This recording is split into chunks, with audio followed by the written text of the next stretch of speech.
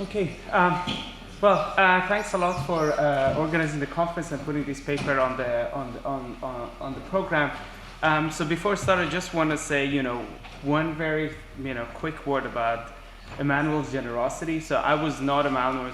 Unlike many people here, I was not his student. I was not his junior colleague. I was not his co-author. When I met him, I was not even an economist. And yet he was very, very generous with his time, whether I wanted to talk to him about a paper, whether I asked for career advice. And you may not believe it, but a few occasions about relationship advice. He was very, very generous with his time. So many things I learned from him are going to stay with me for a long time. So this paper is very much related to the paper that David presented, and later on some of the other papers we see. So and it's going to be a pure theory paper. But let me start with a little bit of just one graph, basically, which is not going to be very surprising for you. That if you look at that the number of exits of firms or establishments in the U.S. or probably anywhere, it's very much counter-cyclical. During recessions, you get many more firm exits than during normal times. And you can wonder whether this matters for aggregate. David just made an argument that entry and exit is very important for the aggregate. And you want to ask whether these entry or exits can matter for business cycles.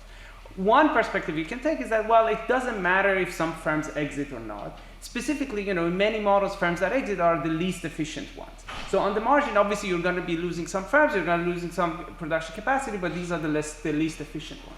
So maybe in that sense, it doesn't really matter, if you want to think about this exit or not. On the other hand, you can think that, well, maybe these firm exits can can take the opposite perspective, say that these firm exits can be quite important.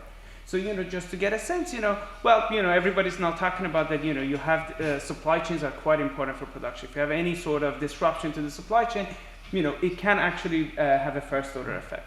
And, just to get a sense of how large, these relationships are, how durable these are, if you look at Belgian data, it turns out that 83% of inputs purchased by Belgian firms are from continuing suppliers. So there are very persistent relationships between supplier and customers. So if you buy the premise that there is some value being created in this, or there is some value in these relationships, you can imagine if these relationships are being destroyed, then they can potentially have a significant effect. So what we do in this paper, we want to think about this, take this input-output relationships at the firm level and this surplus created between these firms seriously. So we're going to develop a model of firm-level supply chain. So it's going to be very much related to what David was talking about, in which firm-specific relationships are going to contribute to productivity. And when you have disruptions to the supply chain, essentially some of this value is going to be destroyed because these relationships break. And so as I say, it's going to be more of a theory technical paper, which we're going to think about existence, uniqueness, and then I'm going to give you some comparative static results. And what sort of the result which this model was written to deliver is that these you should not ignore these relationships and how they respond to shocks, whether they can persist or whether they break. So on the methodological side, when we want to discuss writing down the model, one view that we have of the methodological contribution of the paper is that as soon as you start thinking about taking these firm level relationships seriously, you realize that especially when you start thinking about markups, that there would be both strategic substitutability and complementarities in firms' entry and exit decisions. And that sort of complicates the analysis. So there are going to be two sources of at least strategic substitutabilities that makes existence and uniqueness results sort of tricky.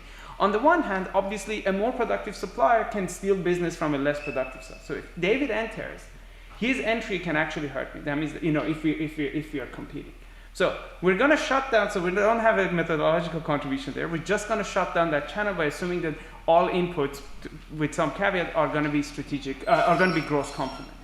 But there is a second effect here, is that if David enters, and he is actually, let's say, he's going to be consuming more resources that he contributes to the aggregate, well, it's going to be bad for me as well, because of a general equilibrium effect. If David enters and uses a lot of, for example, labor for production, that's going to hurt me because a lot of resources are being taken out of the economy. So there, this is another source of strategic substitutability. So in order to be able to handle this, we'll develop a new fixed point theorem, at least to our knowledge new, that allows us to take this aggregate demand externalities into account. All right, so let me give you sort of like a cartoonish view of what the paper is about. This is not going to be a differentiable model, but it's going to be a discrete model, but sort of is a good way of thinking about, just to put it in the language that David was talking about. If you want to think about the impact of a shock on GDP, you can think of it, a decomposition of the following form. There's this first term here. There's this first term here in which you keep the production network fixed, and you think about, well, how would the shock impact GDP? Of course, there's going to be a shift in the production possibility frontier potentially. There are going to be all the reallocation effects that David talked about. Maybe there is a movement in markups. That's going to be in this term. What we're mostly interested in, is this second amplification effect. Is that when you get hit with the shock, potentially the production network changes. As I said, some of these productive relationships break, and that can have an amplification effect on GDP. Okay. So sort of most of the economics of the model I can actually try to explain it in this simple figure. The idea is that I'm going to have, imagine you have just a very stylized production network here. These are firms, and the key thing here is that these firms we're not going to be in a competitive world. These firms are basically sharing surplus. Maybe imagine there's some form of bargaining going around, and the surplus is divided between these firms. Now, if you take out this firm J out, maybe because of a negative shock, obviously that's going to have some aggregate effect. But then these are the sort of amplification mechanisms that can happen in the model. First of all, this firm K may have to exit because it doesn't have a customer anymore. So that's going to be one mechanical, in some ways, amplification effect. There may be some downstream effect because I is losing a productive supplier. But maybe I doesn't exit. Maybe I can still survive without J, but that may still lead to the exit of L. The reason being that, well, if I lose a supplier, there's basically going to be less rents going around in this economy that I can share with my supplier, and that would lead to L's exit. And then you may have some GE or aggregate demand effects that lead to more failures. So that's sort of the general view of what the model delivers. In terms of what the paper relates to, as I said, this is related to the paper that David just presented, also the paper that Ben would present, and also because we have a model of trying to endogenize the markups, it relates to David Emmanuel's earlier paper on markup. I forgot to mention, by the way, this is one of the talks you can interrupt me, so I should have said it in the beginning. All right, so let me get to the model about how we do this. So this is going to be going to have an economy with n+1 industries. Industries 1 through n, these are going to be producing intermediate goods. Industry 0 is going to produce the final good. There's going to be two types of firms in each of the intermediate good producing industries. There's going to be a competitive fringe of firms that I'm going to call them generics. This is sort of like a fully competitive, it's like standard production network models are going to have these set of firms. What we add to the model is a collection of firms that produce some customized variants. Okay, and customization is where we want to capture this firm-specific relationships. If David is my customized supplier, there is some value in that relationship.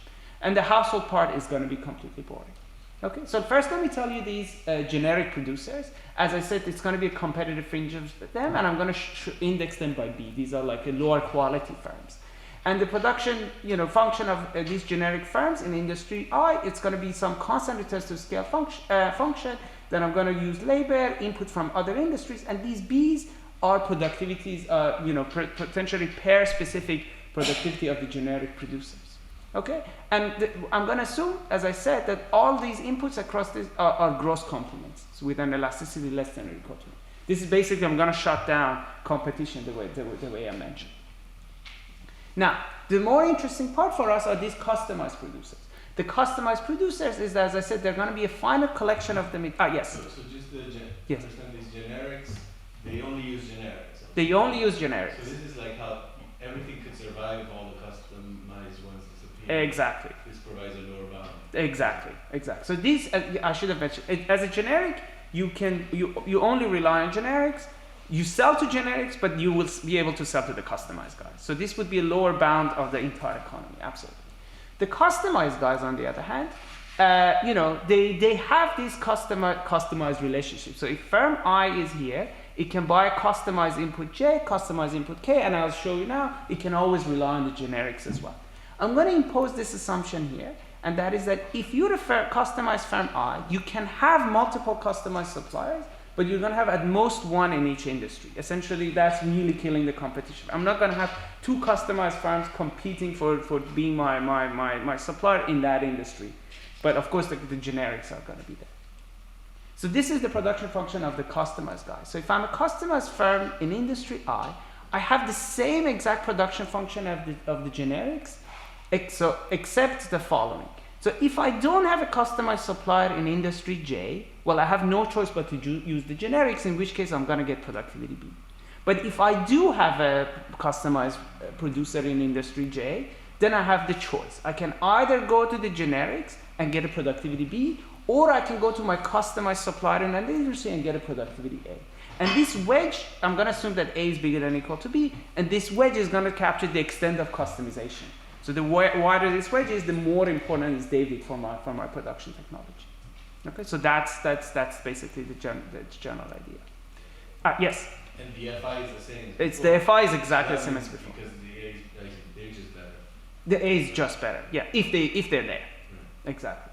The only downside of the A is that, you know, these firms have to pay a fixed cost. So you can always be generic, but if you want to be my customer supplier, you have to pay a fixed cost in order to get this extra boost in productivity.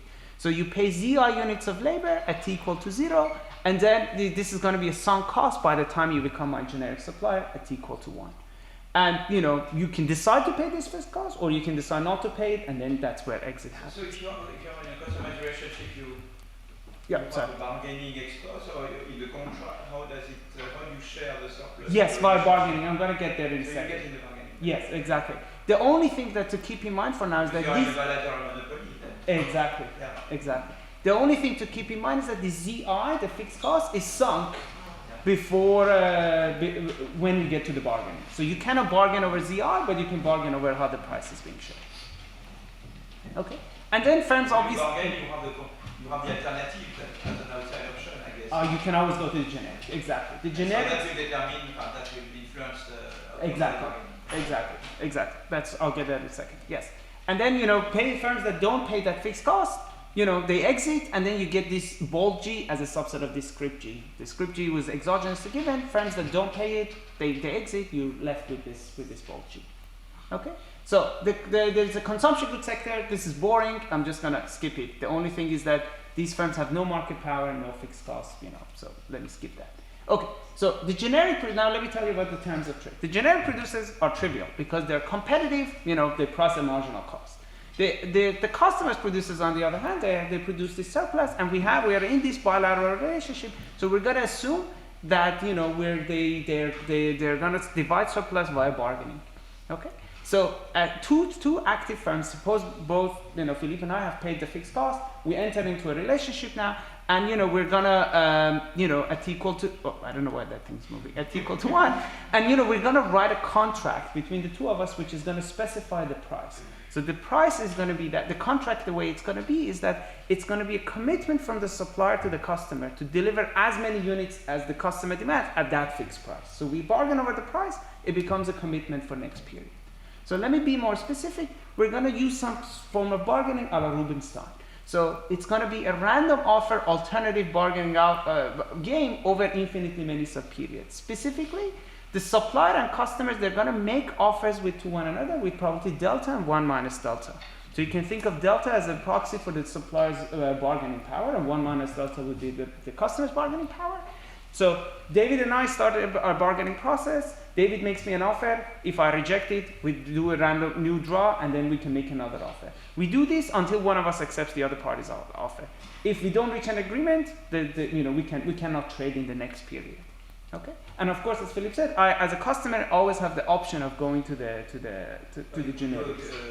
Wilmore, Rubinstein, Golinsky, bargaining with the outside option direct without having to go into the detail. Yes, so it's going to matter a little bit how the outside. So, for example, if I do Nash bargaining, also, it's going to matter. It's going to change how the outside option manifests itself. It turns out with Rubinstein, we can get, you know, we can make.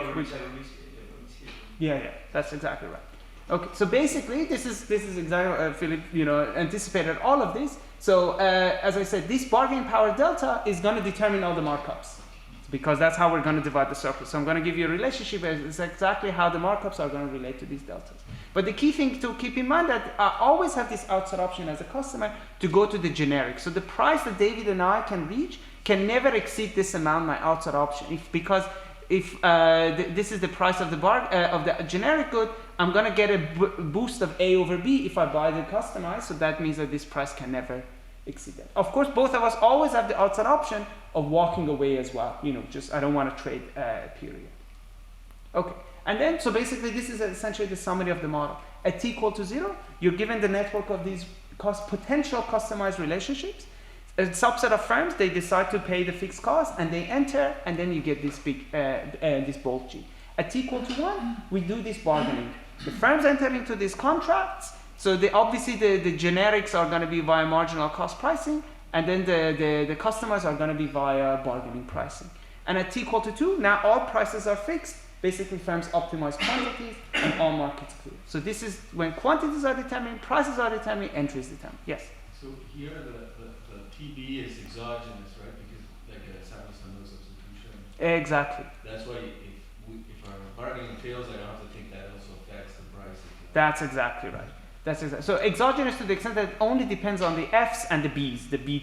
Yeah. But once you bracket that, exactly. So this is going to be exogenous to our bargaining process. That's exactly right. That's where the tractability comes from, really. That's exactly. Yes? Might there also be an aspect of boundaries of firm and how we think about whether firms vertical integrate and own the supply of upstream and downstream aspect? Yeah, so basically the way we think about it is that the boundary of the firm is where the bargaining happens. So that's what's in the model, that's sort of the definition of the boundary of the firm. So if you merge the two, essentially you now can efficiently, you just bargain with the rest. So. Do you think about the choice of whether? Oh, I see. No. So we. So vertical integration, you mean? Integration or not? Right. Yeah. No, so yeah. No, we don't think about that. We think about that choice. So we just take that as given. Obviously. So yeah, I mean, I think we're far from where we want to be even with this model. So I'm just more hesitant to make it more complex. Anyway, so let me tell you the solution concept. The value of this is just to think about again how the model works. So this is just going to be backward induction at t equal to 2, where the quantities are determined. We're going to have a production equilibrium. A production equilibrium is going to be a collection. You take the prices and the network as given, and the quantities are determined. So firms are going to minimize cost while meeting the demand from their customers. The household is going to maximize their utility, and of course, all markets have to clear. This is just consistency in the quantity space. Then at t equal to 1, you go one step back. This is where prices are determined. This is where you now essentially have consistency in the price space. So bargaining equilibrium is a collection of prices and quantities, such that the quantities in the subgame, they form a production equilibrium. No generic producer can earn higher profits by offering a different price. Obviously, this is just marginal cost pricing. But then also, you don't want to deviate from the prices prescribed by the equilibrium to start a bargaining process. Essentially, is that if David and I have a price, I don't want to renege on this price and say, hey, David, let's rebargain our price. So essentially, all prices are also consistent with one another and with bargaining. And then at t equal to 0, this is where entry happens. That's essentially, it's going to be a full equilibrium now. It's going to be some network and prices and quantities, such that the quantities are a production equilibrium at t equal to 2, prices are a pricing equilibrium at t equal to 1, and no customized firm has an incentive to change its entry decision. So if you're firm I, and you are supposed to be active, you are indeed making positive profits. If you're a firm I that you're supposed to be inactive, by entering you're going to be making negative profits. Okay, so essentially no deviation here, no profitable deviation as well. Because this is the step that endogenizes the production network. Okay, so that's the model and the solution concept. So let me give you some of the results that we have. So first of all, let me give the t equal to 2, where the production happens. This is sort of standard result that given the network and the prices of production equilibrium exists and is unique. Now, because of complementarity, sometimes this equilibrium is trivial, that no production happens, but let's forget that. Then now let me go to t equal to 1 and tell you how the prices are determined. So if I give you a feasible equilibrium G, so first of all, bargaining equilibrium always exists, and any two pair of firms, just like in Rubinstein bargaining, reach an agreement in equilibrium. All generic prices are going to be determined by a marginal cost pricing. So this is, as Ivan said, this is just a fixed point equation, and this gives you the non-substitution theorem. The customized prices, on the other hand, they're determined via bargaining via this relationship. So the price that I and J agree obviously cannot exceed this outside option. This is the outside option. And or it's if the outside option doesn't bind, it's going to be equal to this p hat, which is a solution to some equation. So this equation, which the bargaining powers and firm profits are going to show up, is going to tell you exactly what the price we agree on. So going back to what Philippe was asking, the reason that, so in this economy, if the outside option doesn't bind, because of Rubinstein bargaining, the outside option is irrelevant. If I were doing rash bargaining, the outside option would be relevant even when it doesn't bind. But that's sort of what gives us some tractability. So let me be a bit more specific what this equation does. If you have a CS production function, you can actually, characterize this a little bit more nicely, and this is the relationship that you get. That if I is the supplier and sells to one customer J, in that relationship, the other way around. If J is the supplier and sells to I in that relationship, the markup that I charges is going to be related to the markup that J charges. Essentially, this is how we divide the surplus, which depends obviously on the bargaining powers. It's going to depend on the elasticity of substitution, and it's going to depend on the shares. These are the input-output shares, the cost shares of the customer firm. So basically, you can see how if you change these bargaining powers or the elasticity or the shares, how the markups are going to be determined. One thing to keep in mind is that this omega ij itself is still an endogenous object because it depends on the price that David and I agree. But if you go to a Cobb-Douglas, now this omega ij becomes a constant, and now you're going to get even a simpler relationship. So either Cobb-Douglas or Leontief, you can get even more tractable relationships for these values. But now this is going to give me all the markups I want throughout the economy. Okay. So now let me go back. So that was the characterization of the equilibrium as t equals 2, t equals 1, and now let me go to the full equilibrium. So I need two assumptions here. One is that if either all outside options bind or none of them bind, then I can give you this result that there is going to be a full equilibrium. So these entry-exit decisions, there are going to be an equilibrium there. And more importantly, the set of full equilibria is going to have the greatest element with respect to the set inclusion order. Essentially, there is an equilibrium with the maximal number of firms entering.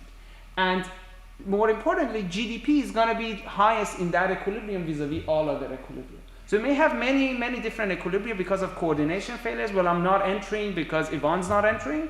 So this part B and part C says, you can ignore those equilibria because there's always an equilibrium in which there's maximal entry happening. And this result comes from the fixed point theorem I told you. Sort of is similar to Tarski's fixed point theorem, but it's different because we have these strategic substitutabilities from time to time. So the key thing, as I said, is that any failure in this greatest equilibrium are going to be fundamental. And what happens is that you just have to show that this mapping, which is the firm's entry decision best response mapping, is going to have a fixed point, a greatest fixed point, even though it's not a monotone map. I'll spare you the details of the fixed point theorem. All right. So now let me give you some comparative statics given the model. So basically, to do the comparative statics, it's much easier to define, look at a tree, because that would allow me to think about firms that are clearly upstream to a relationship and firms that are clearly downstream to a relationship. So take a relationship between firm I and J. I'm going to call these guys upstream to this pair. These firms downstream, and these firms are sort of, a lack of better word, are horizontal to this relationship. And let me first do a simple comparative static with respect to the bargaining power. So David is my supplier, and I'm going to increase his bargaining power vis-a-vis me. The question is, what happens to the profits and markups and output in this economy?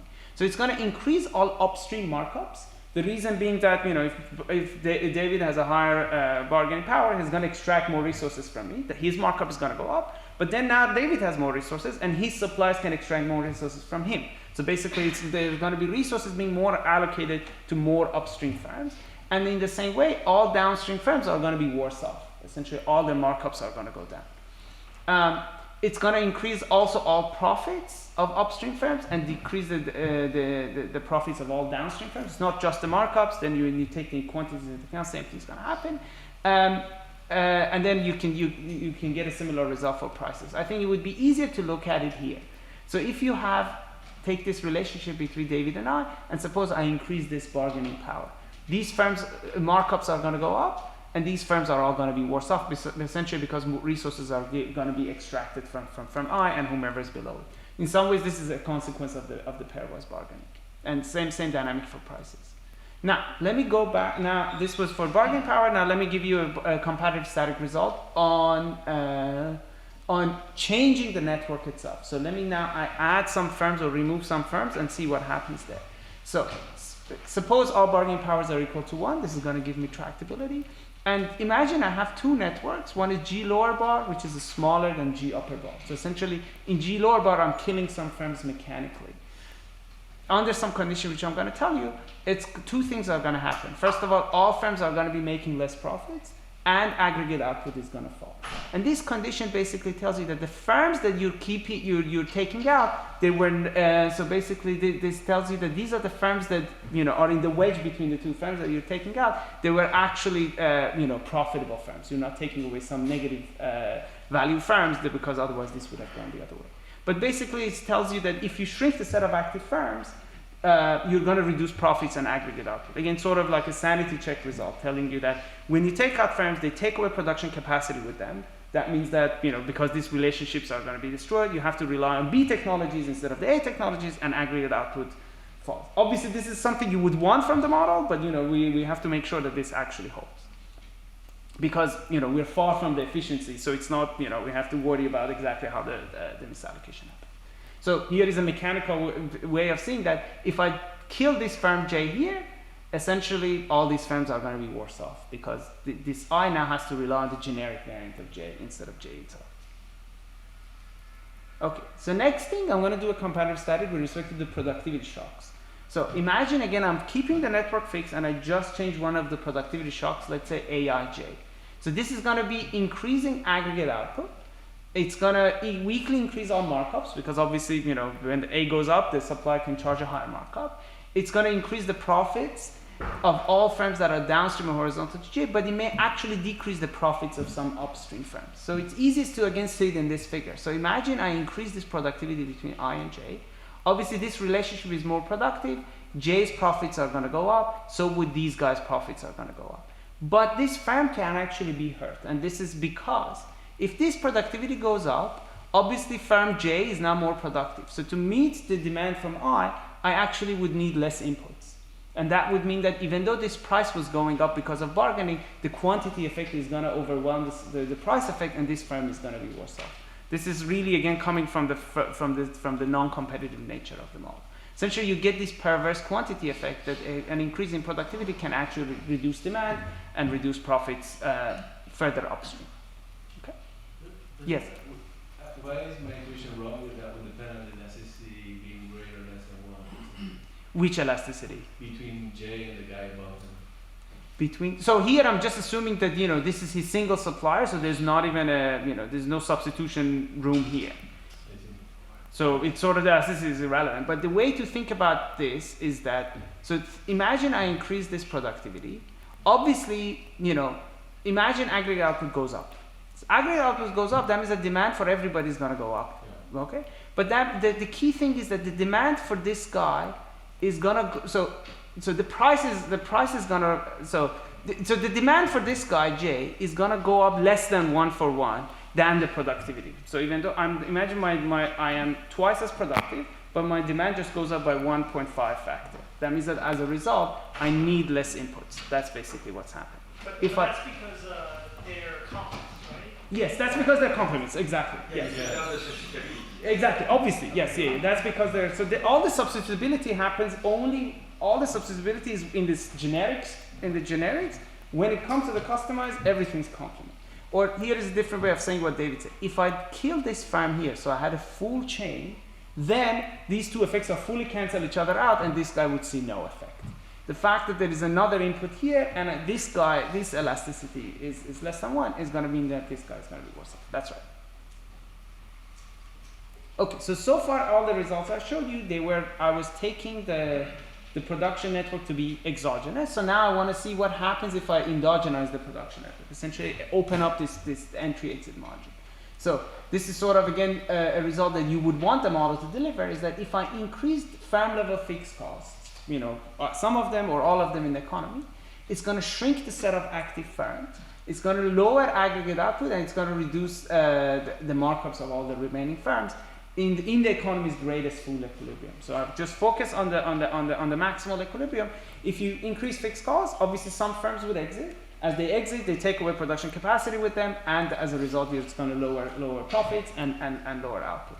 And this is this is because there are complementarities in production. Obviously, part of it is just mechanical because of the direct propagation of these failures, and part of it is a GE effect. As firms exit, demand for many other firms in the economy goes down, and then it increases the more likelihood of exit there. Okay. So now with that, so I can even show the decomposition that I showed in the beginning. So if I want to see, suppose I change the fixed costs from some. You don't have effects like some models when some firms exit, they all use labor, it reduces the cost, so it may reduce the entry cost, and other firms can enter. Certainly, you have this kind of reallocation models where some firms exiting can, in fact, make entry easier for more efficient, for potentially more efficient firms. We don't have. So basically, there's a channel you don't. Exactly. So all the firms are there. All the firms, obviously, if you exit, okay. So the key thing here is that when firms, the one thing I did mention is that the wage is really going to be determined by these generics. So in some ways, the entry-exit decision is not going to change. It's going to open. If you exit, more labor is going to be available for other firms to use or for production, but it's not going to change the wage because all of that is going to be pinned down by the generics. So in that sense, this channel is shut down. That's absolutely right. Can I just ask a question? So I have this intuition that if a firm is choosing to operate, that it's sort of saving on labor for everybody else. Because if I'm privately profitable, that means that if I exist, it's better than if generic is existing because I'm going to use less labor and everything's complements. So I don't expand. And that allows everybody else. Yes. Okay. That's exactly what's happening. So the key thing is that's sort of at the core of the model in some ways. So if you're a firm that's privately profitable, you want to enter, and the social plan, the rest of the firms will want you to enter. That, in that sense, that's when the entry decisions are complements. If you're a firm that's privately loss-making, then then the entry decisions are substitutes. And the fixed point theorem tells you can ignore those bad cases. That's exactly what's happening. As long as you want to think about it. Okay, perfect. So let me show you this decomposition of how the two terms matter. So if I increase, let's say, and for this I'm just going to look at the Leontief case, which is going to make things my life easier. Imagine I increase the vector of fixed cost from some z lower bar to z upper bar. So from the previous result, I'm going to know that less firms are going to be active. So the set of active firms are going to shrink. And basically, I can do the following decomposition. The change in GDP is going to consist of two terms. One is that I keep the network fixed, and then I can take a look at this failure margin. And you can characterize both of these. Obviously, this is going to be a negative term because, if just there are more fixed costs, more resources are going to be spent on them, and that means that it's going to reduce output. The second term is going to consist of the failure margin is going to consist of two terms. Basically, this is exactly what David was talking about. On the one hand, obviously, as firms exit, there is a change in the production possibility frontier. On the other hand, as they exit, they free up resources that can be used by other firms in the economy. In this economy, the sum of these two is going to be negative. So always, it turns out that the change in the production possibility frontier because of these firms' exit is going to dominate. You don't have things that's more efficient than trust. Exactly. You don't have that effect. Absolutely. Exactly. That's exactly what makes this overall term negative, and makes this amplifies that also. Okay. So in that sense, this failure margin is an amplification mechanism. Okay, so, and now I can do also the comparative static with respect to the productivity, allowing for the endogenous network. So if you increase the productivity, as long as this, and this is an important caveat, if this firm J does not have any active supplies, then again, an increase in productivity is going to increase the set of active firms, it's going to increase firm profits, it's going to increase aggregate output. Same intuition as before, just more productivity, more active firms, you're going to get a higher output. And that caveat is important because of that perverse quantity effect I told you. So imagine I increase the productivity between this pair of firms 1 and 3. So suppose this relationship becomes more productive.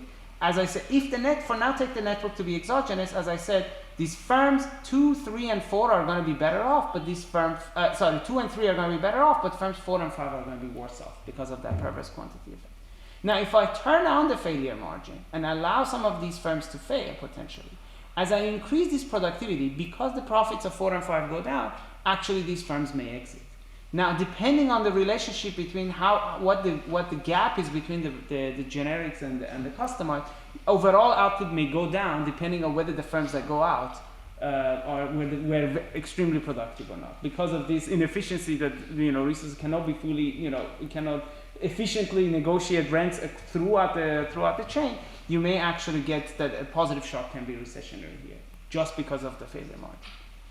So let me end with an example which sort of like gets some of the effects in the model. So imagine I have a production chain here, and imagine all these customized productivities are A the same, all these customized productivity B are the generic productivities are the same, and all bargaining powers are the same.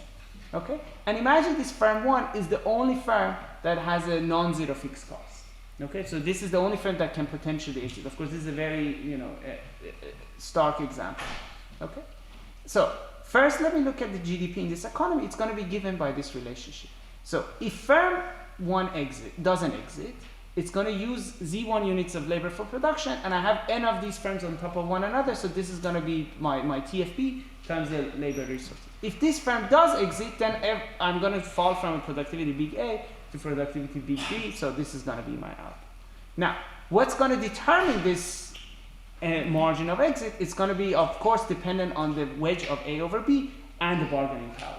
Okay, so you can see that as I change this N, the length of this chain, two things happen. On the one hand, I'm going to get a bigger wedge, where I'm going to get a longer chain, means that I'm going to have a much more productive production here.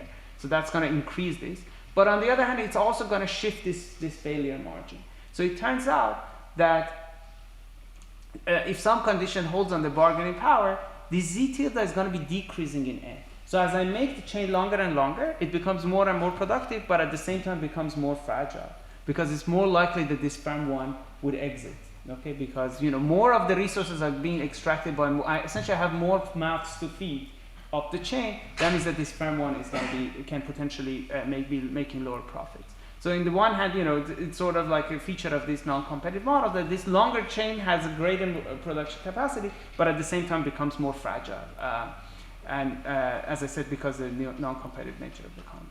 All right, so I don't know how much time I have. 5 minutes. Oh, okay. So I can actually wrap up here. Essentially, one thing I want to mention is that in this model, exit happen. You can get these very stark effects because the firms that exit are the more productive ones. So essentially, if you have a shock here, the A firms exiting and the B firms are always there. So you can potentially get these relationships are very valuable. So it's the more efficient firms that potentially fail due to this when the supply chain shocks happen. All right, so let me sum up basically. The way we want to think about this, that you want to think about, we try to write down a model which takes this firm level relationships, pairwise relationships seriously. And once you think about that you have this customized relationship, you want to move away from the competitive benchmark, you want to take the bargaining problem seriously. That's going to allow us to characterize the markups up and down the chain. And when you open up the failure margin, you can have significant effects because as firms exit, they take away this production capacity with them. So let me stop here. Thank you very much.